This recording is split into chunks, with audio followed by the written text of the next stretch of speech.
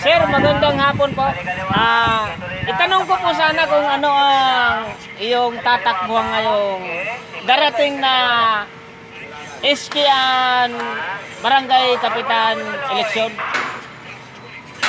Natakbo akong kapitan para makatulong ako sa ating mga kabarangay. Maganda yan yung mga ninanais mo. Ano bang plataforma mo sa iyong tatakbo bilang isang kapitan? Ang plataforma ko ay unang-una, lahat ng mga tambay bibigyan ko ng libreng alak. Lahat naman ng mga chismosa bibigyan ko ng libreng microphone. Ganun pala. Pangalawa, lahat ng budget para sa barangay ay ako ang hahawak. Para nakakasigurado ako na walang makukupi. Ganun pala. Pangatlo, na plataforma, hindi ko kukunin ang sahod ko kasama ang sahod ng mga kagawad para itulong na lang namin sa mga kabaranggayan namin. Sir, paano po pala sa mga darating na mga kalamidad? Ano bang gusto mong mangyari sa mga, halimbawa, sa mga ayuda?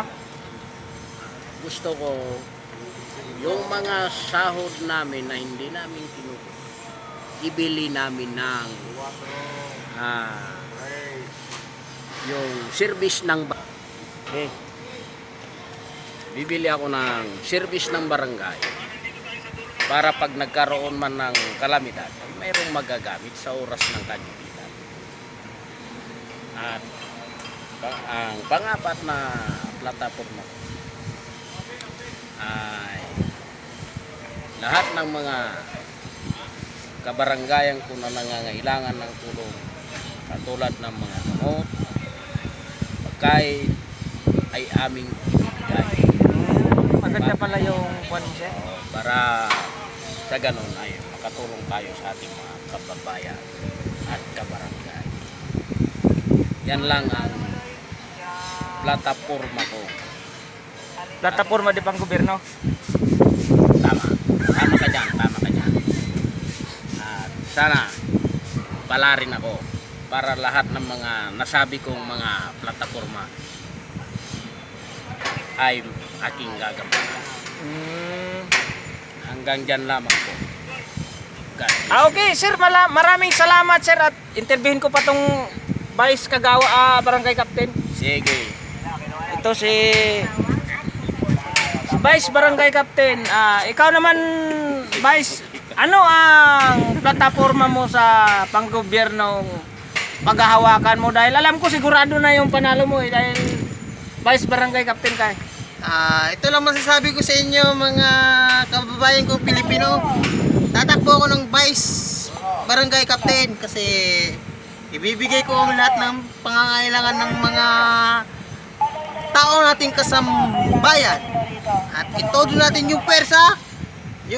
Kung mananalo man ako ay bibigyan ko sila ng magandang mga games at saka kasiyahan sa ating mga barangay at kasiyahan sa ating mga kababayan pangtao. Yun lamang po at maraming salamat sa inyong lahat. God bless. Mahusay. May itatanong pa po pala ako sa'yo, Vice Barangay Captain. Sige po, ano po yun? Ano po pala ang magagawa natin kung sakali pa ay ikaw ay mananalo? Dahil sa pagkaalam ko, sigurado ng panalo mo eh. Yun ang dapat mong alamin. Kasi alam mo na kasi mananalo talaga ako. Kasi wala namang lumalaban kasi alam naman nila na Vice Barangay Captain. Walang kalaban. Walang kalaban. Ang nag-iisang hari. Nag-iisang hari pala. Ako yun. Yan. Si Bay Louie Bay. Vlogger. Yun. Yan. Maraming salamat po sa inyo and God bless all. Thank you. Mabuhay kayong lahat. Yan. Mabuhay sa lahat. Ito. Okay na yan. Ay, Kap! Nandito ka na pala. natutulog na yan. Nandito pa pala, bumalik si barangay captain natin. Kasi, sabi nila kasi, pumila na yung mga tao ngayon dahil sa bagyo. Oh. Anong masasabi mo ngayon dahil pumila na? Ang problema, lumihis yung bagyo kaya na-cancel yung pagpila nila sa ayuda. Wala tayong magagawa. Hindi natuloy yung bagyo, kaya hindi rin natuloy yung ayuda. Pero pag natuloy yung bagyo, itutuloy natin yung ayuda. Pero magpa ganun pa man, magbibigay pa rin tayo ng ayuda na nararapat para sa kanila. Ano ba ang laman, Kap, sa mga ayuda na ipamamahagi natin kung sakali man?